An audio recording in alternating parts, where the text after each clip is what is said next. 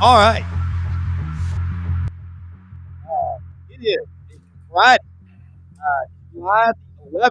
And just want to say, you can hear us in a lot of ways, but get this. This is the small turtle box out at Hewlett and Dunn on the square in Collierville, Tennessee. You can hear us live on that at the beach, and it's magnetic. It'll even attach to the side of anything. So you can't even screw it up. Yeah, not even Jethro Bodine could mess it up. Hey, Rob Browne in Memphis, Brenden Martin in Ocala. Got a great lineup today. Take a picture with your phone of the QR code. We have a lot to cover today. We're on Twitter, Facebook, YouTube, 7 channels live, 8 shows. Come to this channel every day. We got a great one today. The College Roundtable. Doug Dean from the Amalfi Coast over in Italy. That's our farthest guest ever, but he's a member of the Roundtable, so he's still the farthest call-in ever. Frank Duffy, north of Atlanta, and Heath Cline, executive producer, a big part, like I would say, co-host of the Chuck Oliver Show. Listen to him every day with Chuck, Brenden Martin, and I, and Frank, all ready to talk some football.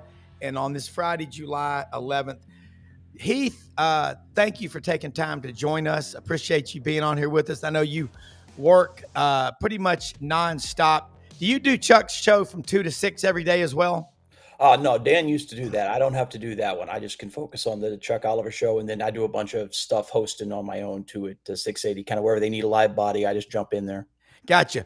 I want to say you're what we love on this show. You are everywhere. You're ubiquitous. You were in Frisco, Texas this past week at Big 12 Media Days. A lot going on out there. A lot of it is fortuitous. It's a harbinger of things to come. I think for SEC Media Days, I'm going to hand the ball off to you. As Dan Matthews would always say, put the ball in your guest's hand, engage them, and let them roll. Yeah, it was fascinating to be there. I actually went for the first time last year to Big 12 Media Days when it was in Vegas, and I was curious because I only went for one day last year because we were on our way to vacation. And so I just stopped through since I was in town anyway and said, I might as well get a look and see what they're about. They do some things really differently than the SEC. And so I was curious this year back in Frisco, a little more natural territory than in Vegas. What would it be like? And this conference, regardless of whether or not you're a fan of any team in the conference, is by far the most open conference. And we saw it last year. You had Arizona State go from the picked run of the litter to winning. And frankly, you think about the first week of the playoffs, they were the only team that gave any of the teams that they saw a serious run. Like they took Texas to double overtime, probably should have beaten them. So you just look at that and you say, yeah, this is a wide open conference with some really interesting players and people, and went and checked it out. And I will say their commissioner too, Brett Yormark, I'm not saying that he's the best commissioner. That's a different conversation. But he's certainly so different in how he handles things for his conference than, say, Jim Phillips for the ACC, who seems to wish that we were still living in a world where there's black and white TVs and pops 10 cents and everything else. Brett Yormark some of his ideas may be goofy, but that dude's focused on the future. And I think hearing what he had to say is valuable too. I thought, too, it was interesting hearing you and Chuck talk. I guess it was Wednesday night that they bring the mascots and cheerleaders out before the coaches come up there. And then they had an 8-coach roundtable up on the stage. I would love to see that at SEC Media Days. Now, shots fired. Yeah. And Heath, I don't know how many emails you've received from Craig Pinkerton of the SEC office about that picture we have to have for our credentials. I had to take 6 or 7 attempts. The last one was, sorry, no hats. I had a visor on. My wife goes, are you kidding me? So anyway, talk about that, because I think that's something that could work. Well, I like the idea. Yeah, theirs is 2 days, and so they just bang it right through. Whereas the SEC, you have 2 teams come out and they cycle them through a zillion rooms over the course of about 3 to 4 hours.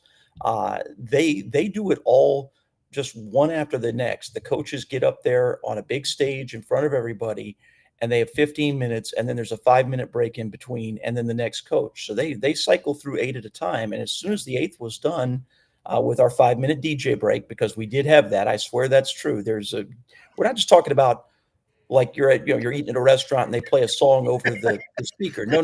This is a DJ. He's mixing. He's scratching.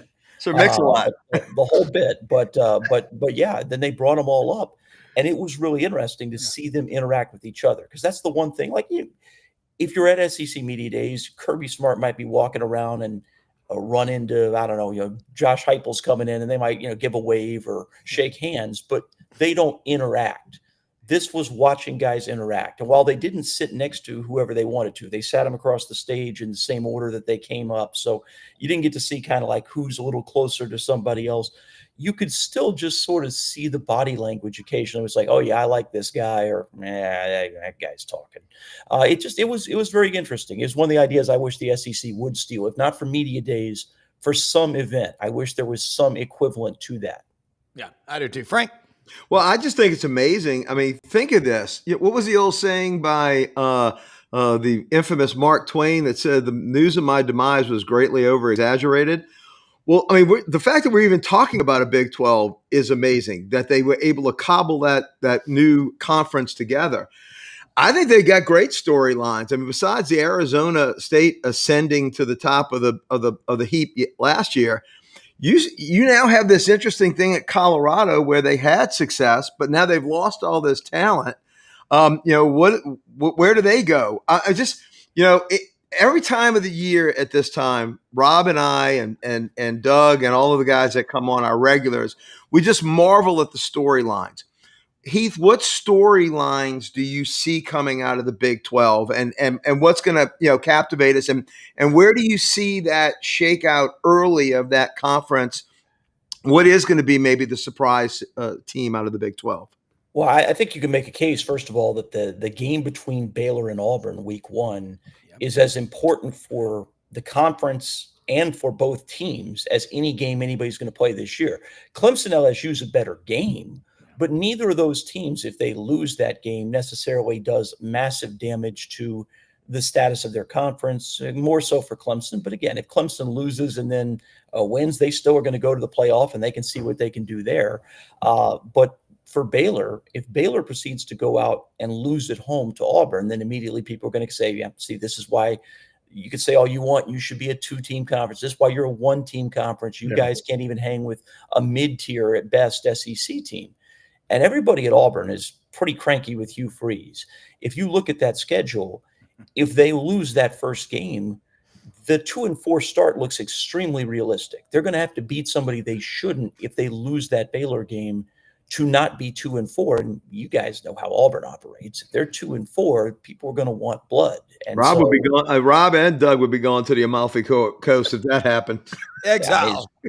So that first week alone, that game is fascinating. But you have some coaches that are veteran guys that might be at the end. I mean, Kirk, in the case of what you've got at Oklahoma State, I don't know that Gundy's putting this back together, regardless whether you like Gundy, don't like Gundy. Some of us are bigger fans than others. But I think there's a real question whether he can put Humpty Dumpty back together again.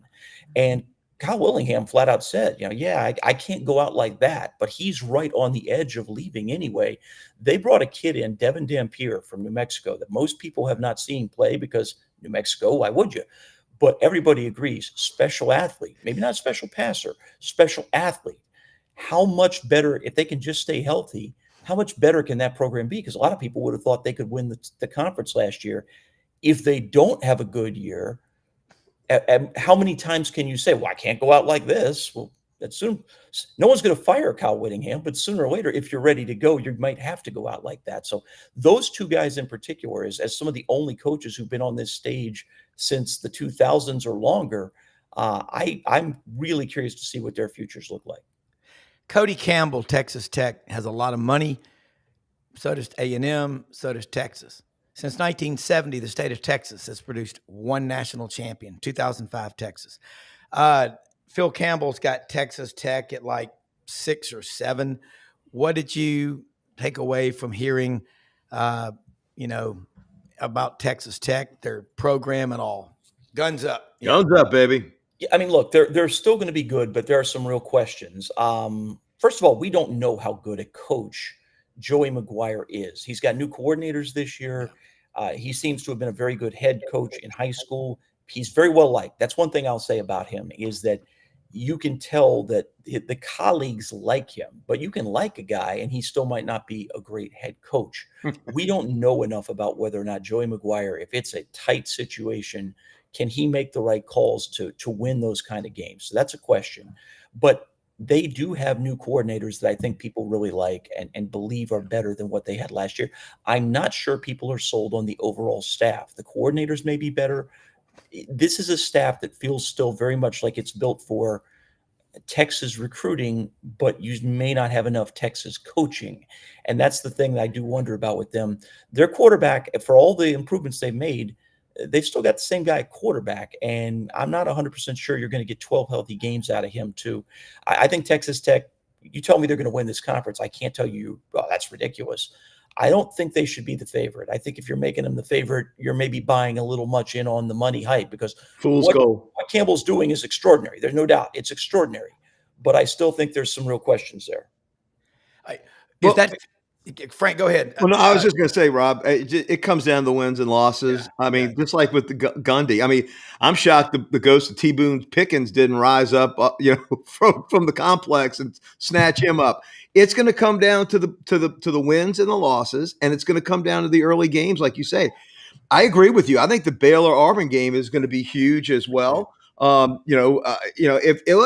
Baylor gets off to a quick start, they can win the conference. They've got they got talent. I mean, my old friend can coach and he can recruit. So, I think it's a wide open conference, like you said, Heath. I think you could have 5 or 6 teams. You could make a point for them. I agree with you that I think Texas Tech's a little fool's gold. I think they're getting pumped up. I saw the Pete Athlon magazines have now hit the stands.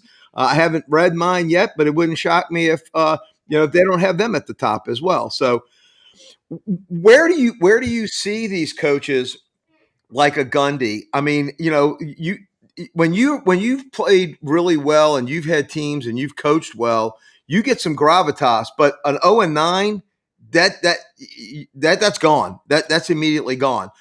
Who else do you see on the hot seat in the Big 12? You mentioned, I mean, Gundy, if it wasn't for the fact that Gundy is who he is, and also that the contract was what it was, he's gone. Yeah. They've redone the contract. Like, he had to still agree to some things just to hang on for another year. The comments he made, that's the problem for him. It's not just about the body of work. It's that you've alienated people over the last few years with a lot of different things, whether it was the political stuff around 2020, which is pretty well chronicled. But last year, he made this comment that basically said, anybody who complains is a loser and is poor. And it's like, whoa. Who do you think the Oklahoma State fan base is? I mean, yes, you've got some rich people, some well people. Yeah, but you do.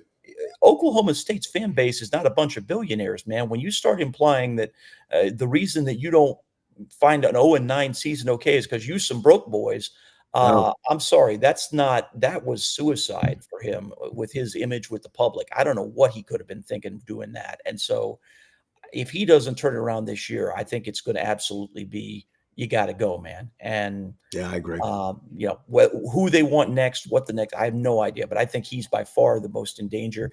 Deion Sanders is not in danger, obviously getting pushed out. Yeah. But when you look at the health problems he's had, it at least has cracked the door open for him to, if things don't go well this year, maybe be able to say, you know what, I did what I could for Colorado, but an honorable exit me from being able to do what I'd like to do. I don't think that's his plan. He came off very confident on stage and healthy and seemed like he was fine. But I do think you have to at least wonder, because that is a very hard job. Yeah. And remember, Deion Sanders has never really coached without his son. He's coached without Travis Hunter. He hasn't coached without his son. I don't know what happens when he has to adapt to life without Superman. And that guy's just so preposterous. Like, what happens now? So that's one I would also kind of keep my eye on at least a little bit. Yeah, I absolutely agree. The Deion, I heard your comments about he was very open about everything, which is good. And it's you don't want to be the coach that follows him at Big 12 Media Days. Flipping ahead a few pages, SEC Media Days. I'll be heading to Atlanta Sunday at the Omni downtown Centennial Park. Be 1,500 media people from all over the country. I know you and Chuck will be down on Digital Row, whatever they call it. It's a massive event. What are you looking and what do you want to hear from coaches? What are you primarily looking to take away from SEC Media Days? And you can make a legitimate comparison between Big 12 Media Days and SEC Media Days. Well, the SEC, of course, it's 4 coaches per day as opposed to the circus that is just zooming through 8 in a row like that. And so you get more attention paid to certain guys. I think, frankly, the SEC, I don't quite understand how they scheduled this year. You look at it, the fact that last year we had it in Dallas. The Texas schools and Oklahoma were in the final 2 days because they had the All-Star game going on in Dallas. So for local media, especially local TV stations, you created a major, major conflict if you put those things on Monday or Tuesday. So they said, well, the whole point of us being here is these schools getting featured. We'll put them on Wednesday, Thursday. You got Kirby Smart going up against the All-Star game. Why in the world did you do that? I don't understand why that makes any sense to anybody. And you look at their Thursday.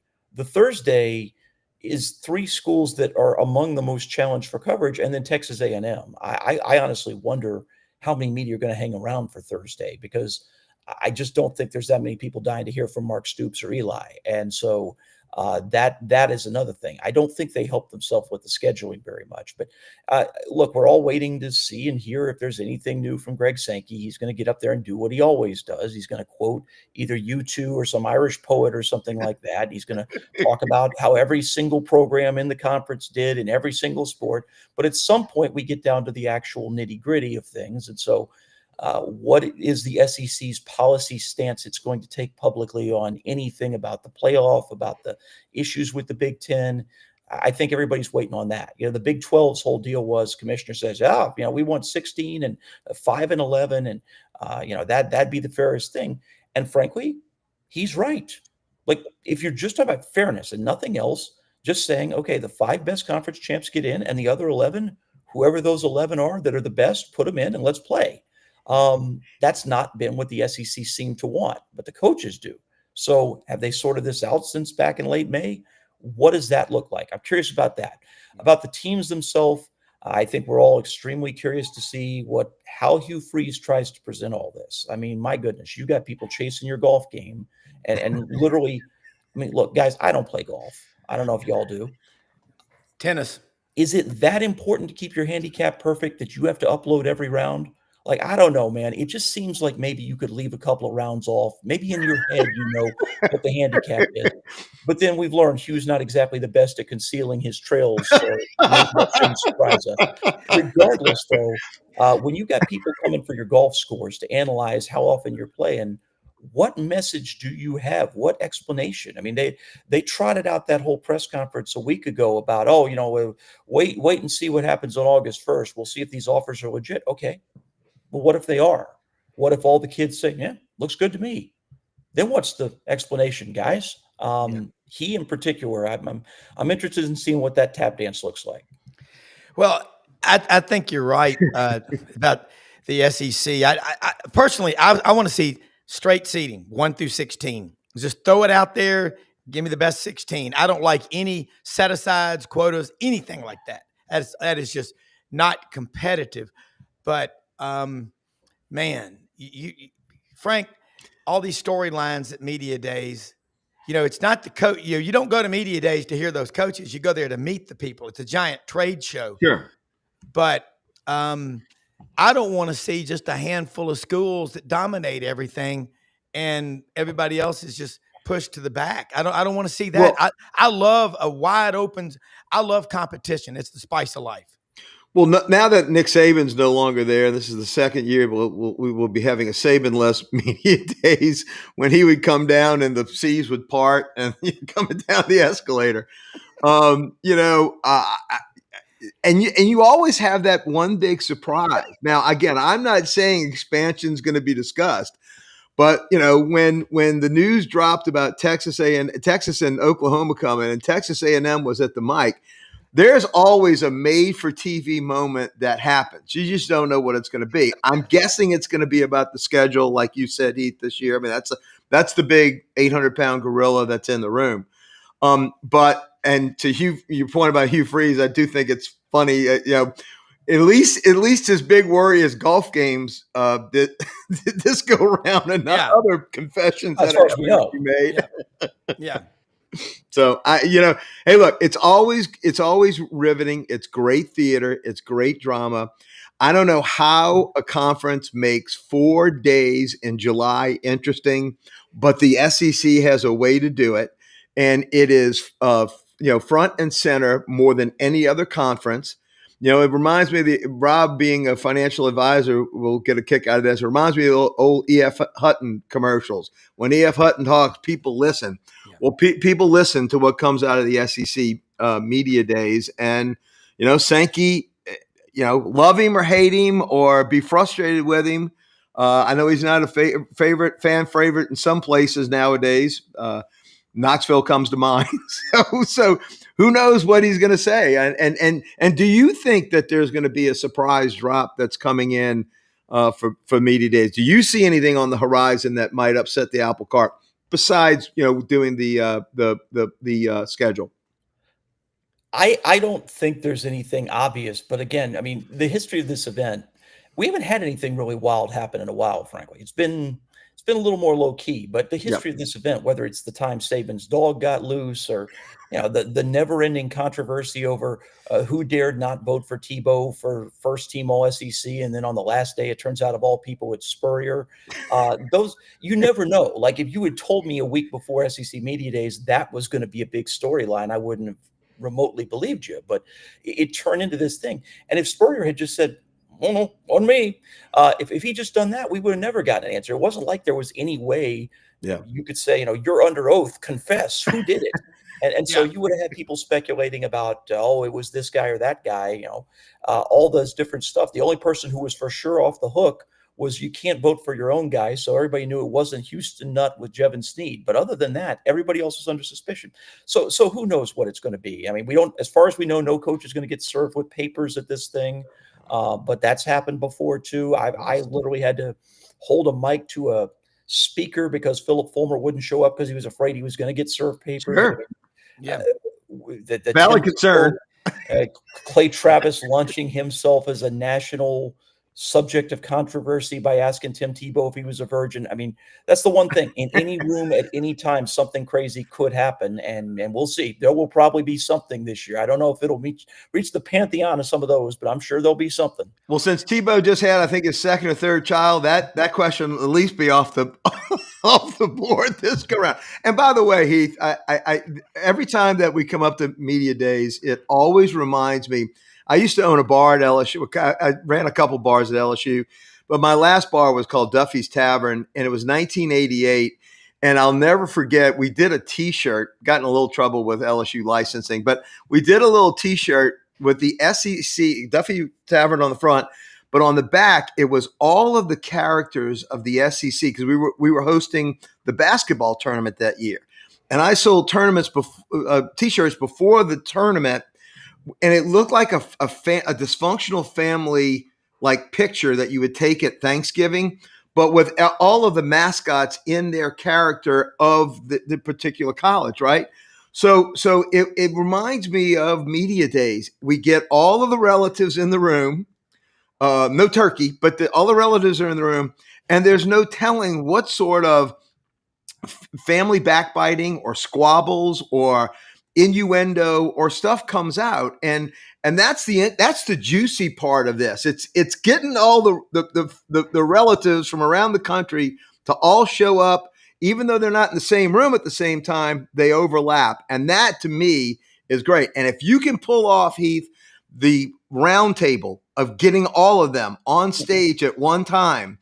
It's like the five families in New York meeting at a dinner at studios back in the 70s. If you can pull that off, you would be able to sell pay-per-vision to watch that. That would be outstanding to see all the personalities at play.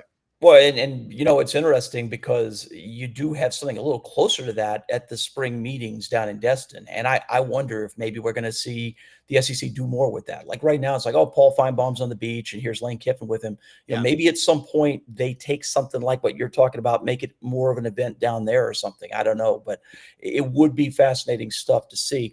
You know what? The other thing I am curious about too is last year, Oklahoma, when they came to this event, they came with a full-on log on their shoulder, not a chip. Yes, they did.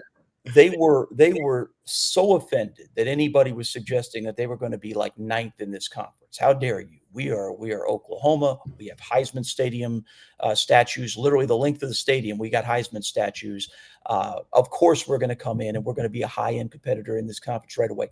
Those people are terrified of being Nebraska. It is what keeps them up at night. The idea they're in a new conference and they will get exposed in some way like Nebraska was in the Big Ten, and they will live to go 9-3 in a good year and 8-4, 7-5 in more years. And, hey, we're going to the Liberty Bowl. That's their nightmare. Come on to me. How they handle that first year and what gets said this year, I am really curious about. Well, I agree with you. I was in the room at the Winfrey Hotel in Hoover, July of 21. Jimbo Fisher is up on the podium, and I think I know who the reporter was that brought it up, but I'm not sure, so I'm not going to say it.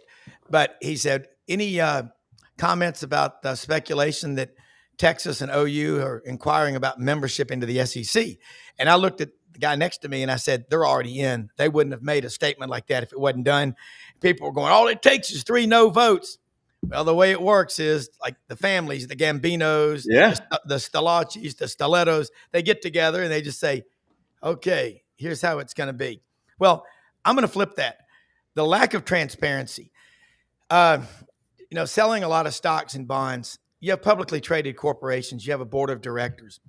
You also have full transparency. If you see someone on Fox Business or CNBC, they have to make it perfectly transparent. Do you own shares in the company that you're talking about? Disclose their positions. By God, these are state universities, with the exception of Vanderbilt. These coaches shouldn't have the right to dodge public appearances. They shouldn't have the right to not talk to the local media. They should not have the right to ignore the writers who bust their ass, who tell your stories. Sometimes you don't like what they say. I think there should be open record, the sunshine laws like we have in Tennessee. These coaches and say, let me tell you something. Just like senators and congressmen, you're just errand boys for your constituents. They need to start realizing, Buddy Martin said it best, who owns college football? The fans. We've got to get back to that. That's why it's so critical, and I love having you on. We got to bring you back about what went on in the Big 12. Hey, man, have some fun. You can't have a new reality with an old mentality. We got to change some things, and these coaches need to become – look, Ralph Jordan Jr., Shug Jordan's son, is a friend of mine. He said, Rob, he goes, I remember one time as a kid, we were out at Lake Martin. Mom and dad had a place. Coach Bryant and his wife, Mary Harmon, had a place. And all the parents, all the adults were inside, and I was out on the porch watching Gunsmoke. And Coach Bryant came out and he said, Junior, you mind if I watch a cowboy movie with you? I mean, people don't realize these coaches were friends. They also respected one another. In public, there was a lot of vitriol. Brian and Di. Yeah. Oh, loved him like a father. Yeah. And Ralph Jr.'s godfather's Wally Butts, Butts-Mehre Heritage Hall. Coach Butts didn't let you have water when he was coaching at Georgia. Heath, you and Chuck, and we do it too, tell the story, the history, the traditions, and the heroes. So every day you get to talk football in the South, and then you bounce out. We're going to bring an Oregon guy on. David Bartoo, I just wanted to tell you, thank you so much for that connection. Interesting cat. That guy's awesome. And lives in the mountains about 40 miles out of Portland. And y'all have some incredible guests. How much show prep do you put in every day? 8-10 hours or more? Oh, I mean, to me, you just kind of perpetually your show prep. Yeah, exactly. Chuck, my Lord. Chuck. I didn't mean to be disrespectful. Show prep. Yeah. One of the things about Chuck is that Chuck will just randomly, honestly, I don't know how he does it. It's a walking encyclopedia. Because we have the same 2 hours the day before Ohio State, Michigan, and Auburn, Alabama as we do in the middle of May. And he'll just come in, and I don't know why, but he'll suddenly have a thought on Hayden Fry. And so he'll do 10 minutes on Hayden Fry. You got me, man. I don't know how he does it. But he's extraordinary at what he does, and we have a good time with it. But yeah, I mean, you scour the internet, you try and find every little nugget, and you never know what you can turn into 4 minutes here, 8 minutes there, and hopefully entertain people and just inform them a little bit. And though he and Matt have bounced back and forth of each other on the Chuck and Cherno show for a year, I was a long time endorser. Did our road trips with the guys. In fact, I brought them all up in Bengal 1 up to the Georgia Notre Dame game. Matt, Brian Hoyt, the whole crew, Los. But the thing that Chuck is really great on the college sports today, college football today, is he can hold the microphone until you step in. He can hold the microphone and talk just a soliloquy for 10 minutes.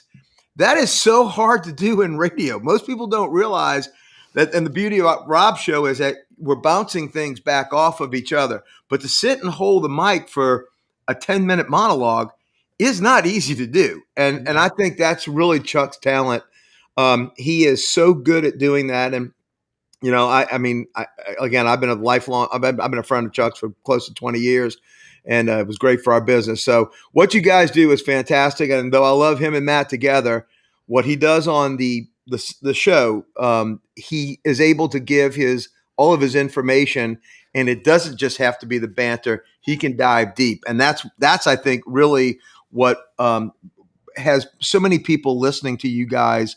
And I've been privileged to see it from the very beginning when John Neapolitano was actually selling it originally to stations, almost 12, 13, 14 years ago. Very cool. Yeah, no, it's a great product, and we're happy that people have been adding it. We've got a new affiliate, I guess, just in the last year. We've added Chattanooga, we've added Nashville, we've added Knoxville. So yeah, it's still growing, and hopefully maybe we can head west to some spots that we haven't gotten to yet. So yeah, it's a great show, great product. Chuck does an amazing job of making it all work. As do you. And Heath, look, I appreciate you staying long with us. We normally do, 4 guests in an hour, but it's Friday. We kind of change it differently. So if you got to go, you got to go. But this is such a treat because I think you are iron sharpens iron. And I watch shows, I study.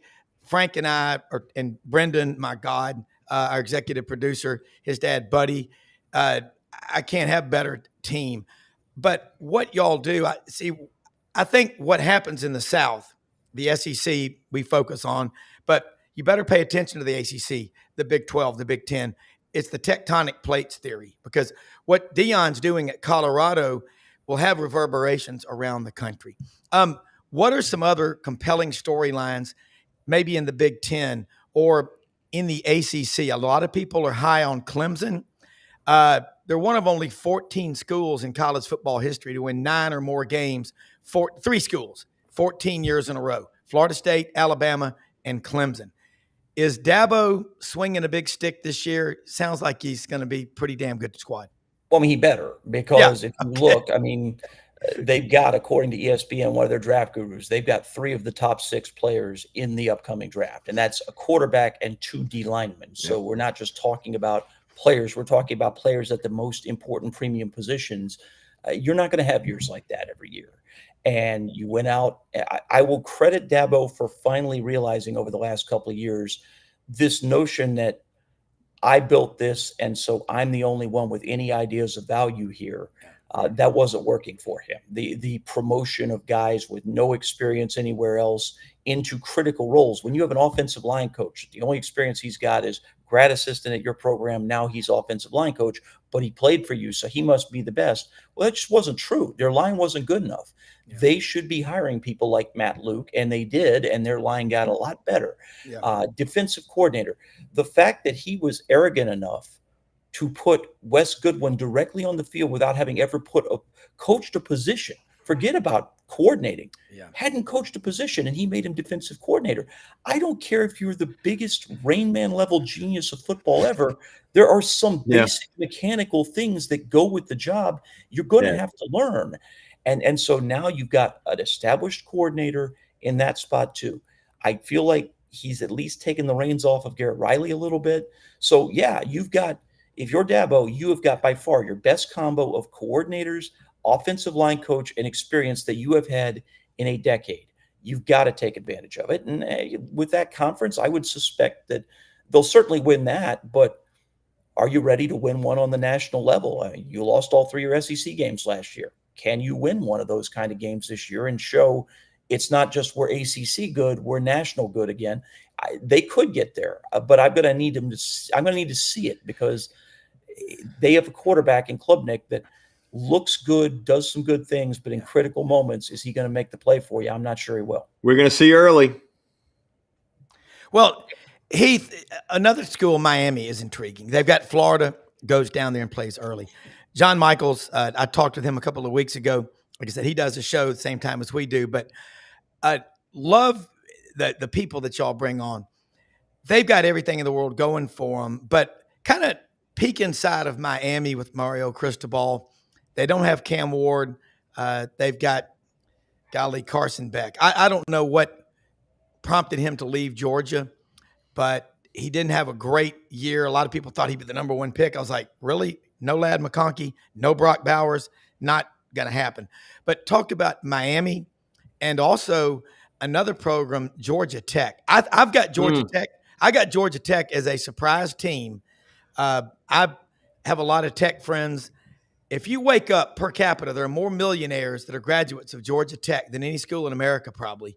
If you get those people, Paces Ferry, Sandy Springs, and Buckhead excited, what can happen with Georgia Tech besides a lot of pocket protectors? Rob, I don't think Heath has enough time left to discuss the craziness of Georgia Tech. We can't figure that out. We live here. I hit you with a lot. I'm drinking the Shadrack's coffee, Keith. Oh, well, I'll just say this. I think Brink Key's a terrific coach, and I am curious to see Blake Gideon as a first-time defensive coordinator. Now, people seem to think he's sharp, but he's still a first-time defensive coordinator. So I'm curious to see what the transition is. That's now 3 schemes in 3 years. I'm sure he's doing what he can to keep the best parts of what Santucci did last year defensively, but you're never just going to Xerox somebody else, especially when you weren't on the staff. So where are the tweaks there? Where are the changes there? And how quickly does it show if there's an issue? Because again, first-time coordinator, you don't know whether or not a guy's going to have a learning curve. So I'm curious about that. Haynes King is a really good quarterback when he's healthy. I thought the job he did from year 1 to year 2 of tightening up the interceptions and protecting the ball better, that was important. How much more growth can he show in year 3? They do have a kid behind him, at least, that you feel like is kind of their future at quarterback. So you're not in a situation where if he gets hurt, they're just screwed. But I think expecting 12 healthy games out of King is probably pushing it. So what do you have? Because, I mean, last year he could push the ball down the field with that shoulder. He couldn't do it. So I'm real curious about them. Look, Mario Cristobal, he's out of central casting for what Miami wanted their coach to be. He's a former Cane, and he's this big, bluff, tough guy, and everything's going to be great. Well, it's not great because Mario Cristobal's a bad coach. It's as simple as that. He's a good recruiter. He may be a good offensive line coach, but he is not an effective head coach. And things like that fiasco against Miami where kneel the game out and you're done, and instead he runs the ball and they manage to blow that game by giving up the 2-play drive. Yeah. That's going to keep happening. When you've got a guy who's a bad coach, it's going to keep happening. Their talent will win them 8, 9, maybe even 10, but they're never going anywhere with that guy in charge because sooner or later you have to win big games against good teams, and that dude's not going to be able to do it. Yeah. Another one before I go back to Frank, up at Chapel Hill, Bill Belichick. No distractions there. They're focused solely on football. Talk about that. I mean, honestly, we don't know what a Belichick college program would be. I will say this, though. The fact that he made Freddie Kitchens the offensive coordinator is interesting to me because you chose to just stay on staff and do something, I guess, easy there. I am not I don't love what I've seen, put it that way. But Gio Lopez supposedly is a really talented athlete at quarterback. We'll see how they mesh him together with what it is that they're doing. All the way around, I haven't seen anything that makes me say Bill Belichick genuinely is excited about being the head coach at North Carolina as a long-term project. I think Bill Belichick wants to coach football again. I don't think Bill Belichick wants to coach football at North Carolina. I think Bill Belichick took the best option that let him coach football again. I think he absolutely believed when he started this process, we'll come in, we'll win 8 or 9. I'll get back to the NFL. Somebody will definitely hire me after that. And then I'll get my Don Shula record. And I don't think he was the Ogeron option. Just like when Ogeron came to LSU, it was the only option he had. Belichick's only opening was North Carolina. Let me tell you, the word that's, in my opinion, that comes to my mind when I think of Belichick at North Carolina, besides not being a fit, distracted. Yeah. Bill Belichick is a distracted man. I've seen his 26-year-old girlfriend. The man is distracted. Yeah. Go ask Spurrier the approach, how different it is from pro to college. You have to be focused. And the news that I'm hearing, I got a good buddy of mine that lives in Chapel Hill. He lives literally right down the street from Kenan Stadium. Belichick is not approaching this as a college football coach would. And why would he? I mean, you see Bill Belichick going in and genuflecting to some 17-year-old? The man's got, Super Bowl rings. No, I think you're right, Heath. I think it's going to be a total unknown there. And let me tell you, if they start losing, the wheels are going to come off the wagon very quickly at UNC. Well, the one thing I'll say is their schedule will keep them from losing too much. Other than very easy schedule, they have a very manageable early schedule, and even TCU, who knows what they are. Yep. I don't see a scenario where it could be a total disaster. Yeah. But I also will be really surprised if it's a very high level success. It's probably going to look, in the end, not all that terribly different than maybe a Mac Brown year would have looked. Yeah. I think Mac Brown's going to make this look. Mac Brown's going to be head and shoulders a better second time around at North Carolina than what a Belichick gets.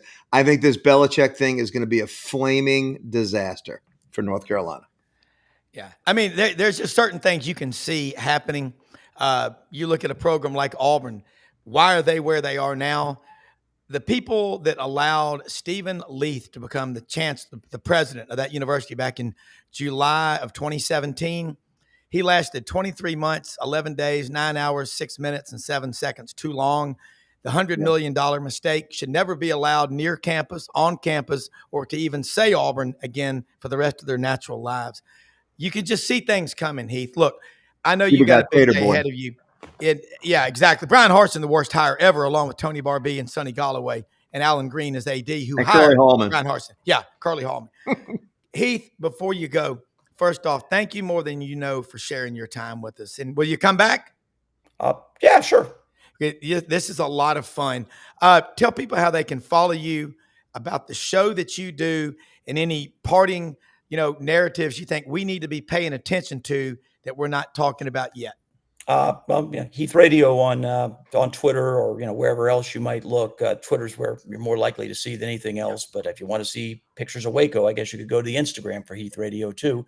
But Heath Radio for that. Chuck Oliver Show's the handle for the show itself, and we look forward to getting started next week from downtown. We got going to be taping with Clark Lee at 7 a.m. on Monday, so we're getting started as early as you can go, and hopefully we'll have a bunch of great content for folks next week. Yep, I'm hitting the ground running. By the way, Atlanta's going to be a freaking zoo next week between SEC Media Days and the All-Star Game. Yep. Dude, I'm staying up here at Big Canoe. I'm not getting on any roadway anywhere near any of that stuff. Well, don't forget, there's also a Beyonce concert. Exactly. And that is right by the SEC Media Days. And that is going to be enormous. What day is that concert? I believe they start this weekend, but there's one on Monday night, and I think there might Lord even be Tuesday. Lord help us. Lord help us here in Atlanta. Wow. We ain't got enough people running around. Somebody asked a trivia question yesterday, though, about what concert was held in July of 1975 at the Liberty Bowl football stadium in Memphis with over 50,000 people.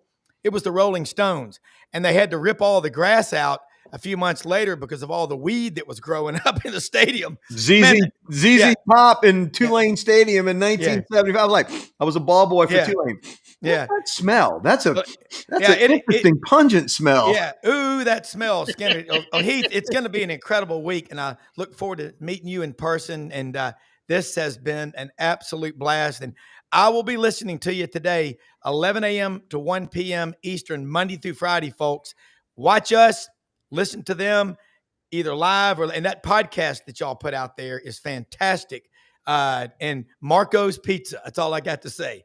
I want a Marco's Pizza. All right. Well, Rob and Frank, appreciate you guys, and you guys have a good day. I got to get back to Chuck here in a couple minutes. So I got you. Catch y'all later on. Thank you so much. See you. Frank, rapid fire, man. I know Doug's on the Amalfi Coast down in South Alabama, actually in Italy. It was beautiful. Connection kind of spotty, you don't know what you're going to get. But Heath Cline, just like Dan Matthews, Chuck knows how to find talent. And Heath has been doing this a long time. I think you said 15 years, 107.5 the game over in Columbia. And Brenden Adams before those two. BA, my good buddy from here in Atlanta, Georgia guy, has a podcast that he does about Georgia. Yeah. He was before them. So 3 great producers in a row. Yeah. And it's amazing how difficult that is to do. We've got Brenden extraordinaire, and we'll be talking about something. Here comes video up on the screen. I want to thank all of you watching, man. Lots of people watching, and we are grateful more than you know. Tell your friends, your neighbors. If you think this is exciting, it just gets better every day as we get closer toward the season. But you know what? The only easy day was yesterday. We were always prepping for the next show. That's right. And I want to say something real quick. We'll talk about our sponsors. Brad Bellamy, Landers Ford, is on vacation. He's at Disney World with the family right now, standing in line for days at a time. It's a small world. Hey, I got a friend a friend of mine paid $15,000 to have people stand in line for her. I'll do that. Hey, Landers Ford is open Monday through Saturday, 7 a.m., 7 p.m. Poplar and Houston Levy, where Germantown and Collierville meet, right here in Memphis. LandersFordMemphis.com. The 25 Expeditions, the Broncos. My wife wants a robin egg blue Bronco with red retro stripes across the front that says Ford. She said, if I buy a robin egg blue Bronco or a pink one, you'll never want to drive it in the mud and tear it up. And I said, you know what?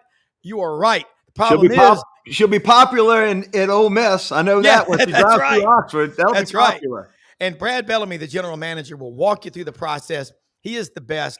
The whole staff out there, Kent Ritchie, Don Kitchens, everybody there committed to great customer service. They've got the 25 Expeditions, as we mentioned, and the service department will pick you up and take you back and forth when your vehicle is being worked on. And they're right down the street from our good friends at Hewlett and Dunn. I'm telling you, they have 4 of these left. This is the small version of the turtle box, and I've got the big one behind me, but it's magnetic. It will attach to a steel pipe. If you have a steel plate in your head, it'll work on that. It'll work on anything. My dad says I have concrete up here, so Dad, you're listening and watching, you're right.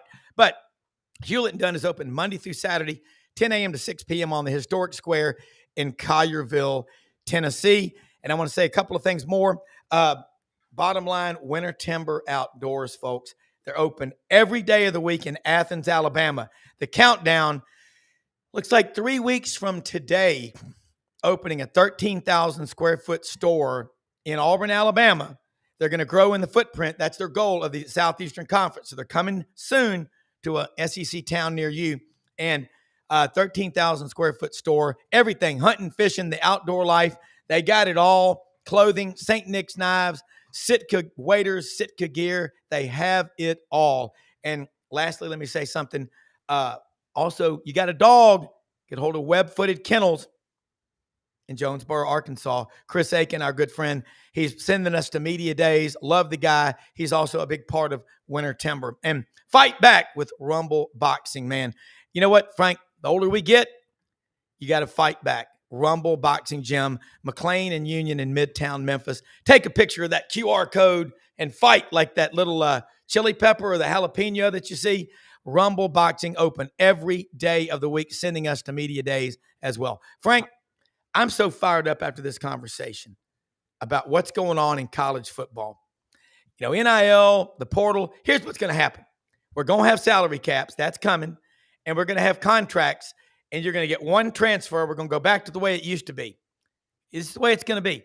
How fired up are you about LSU at Clemson August the 30th on Saturday in Memorial Stadium, Frank Howard Field? Now, does the winner get to hold up a trophy that says, "We are Death Valley"? No, that was done in 2019 in New Orleans in the Superdome when Joe Burrow threw another touchdown pass to Jamar Chase in that game. No, we settled that a while ago. By the way, you do realize that 2 of our 4 national championships, we went through Clemson in New Orleans. The Sugar Bowl in 1958 was won by LSU over Clemson. So no, that discussion's long gone. I hate to tell them that, but I am very excited. Bengal 1 is dieseled up, ready to roll. It's still alive. It's still alive. It's still hanging on with some purple and gold duct tape, literally on the outside. But I can't wait for this season to get started because look, we've got some incredible questions. Not one of which is, are they going to put Boudreaux's butt paste on our jersey? Because I understand we're going to be damn selling space, which is a travesty and just an injustice. I hope we don't ruin the greatest college football uniform in the world with advertising, but I know it's coming. Like you and I talked the other day, Rob. Once they opened up Pandora's box and the money started flowing, it's going to come from everywhere. But I'm excited to see what our Tigers have. Seeing my boy Nussmeier at quarterback. You know, the last 2 times we've had a fifth year starter quarterback coming in, did pretty damn good. We won 2 Heismans with him. I think the kid's a fantastic player. He just got engaged, so his wild side of being on the field, of throwing the ball all around and not doing ball protection when he first came in as a freshman and a sophomore. His maturity, you've been able to see that even in his play last year, but now in the offseason, the young man got engaged. So if he's got a very mature mindset back there in that pocket, being a pro-style quarterback who can make every throw, that's what they say about this kid. As long as he protects the ball, you could see big things. And if we get another performance out of him, thankfully we don't have Matt House who ruined Jaden Daniels' season 2 years ago with a porous defense. We're expecting better things from Blake this year with our defense. And Kelly said, this is the most talented team I have ever had. And that's including his time in Notre Dame. So he has laid the gauntlet down for himself. And we're going to see. And look, we're 0-5 in starters, Rob. The last 5 years. You can't win them all if you don't win the first one. Yeah. And the last time we won an opener, we won them all. Yeah. So it is a big game coming up in Clemson. Look at here. Our good friend Ken Capps is at Heathrow Airport in London. Look who we ran into. Our friend George Somerville from Touchdown UK. Oh, love it. Yeah. What are the odds of you running into Brad Bellamy at Oaklawn? That's right. In Hot Springs, Arkansas. That's right. I got to say this. Small world. Michael Jordan, love him like a brother, lives down on 30A now in Blue Mountain, sent a text out this morning, which riled up the masses. It's the Mount Rushmore of Tennessee quarterbacks. All right. Number 1 is the obvious. It was Joe Milton. No, I'm kidding. No, it was Peyton Manning at number 1 out of Isidore Newman High School in New Orleans. Number 2 is T. Martin out of Williamson High School in Mobile, Alabama. Number 3, Heath Schuler. And I would flip those 2. Yeah. Is Heath out of Kannapolis, North Carolina? I hope I'm right on that one. Heath Schuler was number 3, and Hendon Hooker out of Greensboro, North Carolina, via Virginia Tech to Tennessee, number 4. Now, I'll tell you the one that I would put on there because he was so exciting. The Silva Streak. Jimmy Streeter, touchdown, Tennessee. Give him 6. Jimmy Streeter was so exciting in the late 70s. Tennessee wasn't great, but Jimmy Streeter was a lot of fun to watch. And maybe you could make an argument for some other guys. You know, Jeff Olszewski out of Parma, Ohio was pretty good. Jeff Francis out of Mount Prospect, Illinois. I don't know. I think they put T. Martin number 2 because of the national championship. Yes, yeah. For the play of quarterback, though, I would flip him and Heath Schuler. Heath Schuler was an assassin on the field for Tennessee. I remember we went up and played them. I guess it was around 90, 91, somewhere in that range. I think that's when Heath was there. He was there in the early 90s. Yeah, he picked us a 94. Yeah. Now I think because it was around when Carl Pickens was there. Yes, correct. So I think what also has been a knock on Schuler is that he bombed when he came to the Saints. You know, we thought we were going to get the Heath Schuler that we saw in college, and he just never made any mark in the pros. So I think that kind of hurt his legacy. But when he was running through that big old, block T, and he was coming out there and playing on a checkerboard, that man could throw, he could spin it. And he had a great accuracy. He reminded me a little of Green at Georgia. The way that he was accurate with the quarterback. He didn't have the most overpowering arm, but man, he would just put it on their receivers. And I think he would be higher in my opinion. Of course, Peyton, who I grew up, literally I could hit a 3-wood to where he and Archie and them lived uptown in New Orleans where I grew up. Peyton, of course, will be forever Tennessee. And I think also forever Tennessee, Rob, for the fact that he came back for that last year, that in many Tennessee Volunteers fans' minds cemented Peyton as always being a Volunteer. And by the way, much to the chagrin of many of my Ole Miss friends, they thought that was a unapologetic thing for them that he didn't go to Ole Miss. Well, you think about it, St. Charles Avenue there in New Orleans where the Mannings live. My great-great-grandfather, one of them, is buried at Christ Episcopal Church there up by the altar. And a lot of history down there. And David Cutcliffe was on the show with us Monday. He has known Arch and his brother Hud since they were little kids coming up to Durham because, Cooper Manning was a badass until he had that neck injury. And probably pound for pound the better athlete out of all 3 of the kids. But Archie, my wife is evolved for life, but she's like, Archie's her favorite quarterback. She just loves him. And the story that John Goodman narrated, the Book of Manning, I mean, that encapsulates life in the South. And it's so powerful. And then John Ed Bradley, LSU guy, I got to go drink some road sodas with that guy. Bobby, his younger brother is a best friend of mine. We were pledge brothers at Kappa Sigma at LSU. I need it. We got to get him on a Friday show. His part that he played in Saturdays Down South, the 8-part series in the fall of 2019 was exemplary. Look, he wrote the book. It Never Rains on Tiger Stadium. Again, chance of rain. Our good buddy, Dan Bornay. Dan Bornay. Say it, Frank. We only got about a minute and a half left. What do they say before kickoff there on the loudspeakers at Death Valley? What do they say? Say it. Say it. A chance of rain. Never. Well, also in a few moments, the sun. Oh, no, that's in the fourth quarter. That's not before the game. Oh, no, say it. In the fourth quarter. And as we approach the fourth quarter in Tiger Stadium, the sun has found its home in the western sky. And once again, it's Saturday night in Death Valley. Holy shnikes. Dan Bornay is a good friend of ours. As you know, I've got him on the show. We got to get him back on. I'll tell you another one. You remember Sam Kinison, the comedian? Oh, yeah. Remember he's in there telling that girl, he goes, well, does anyone remember a little conflict in Southeast Asia? Yes, it was Vietnamization was the process, Richard Nixon, of getting them all to be on his side. He goes, but that was the popular version. He goes, say it. They'd like you to think that. Yeah, they like you to think that. Look, hey, we got to wrap it up, man.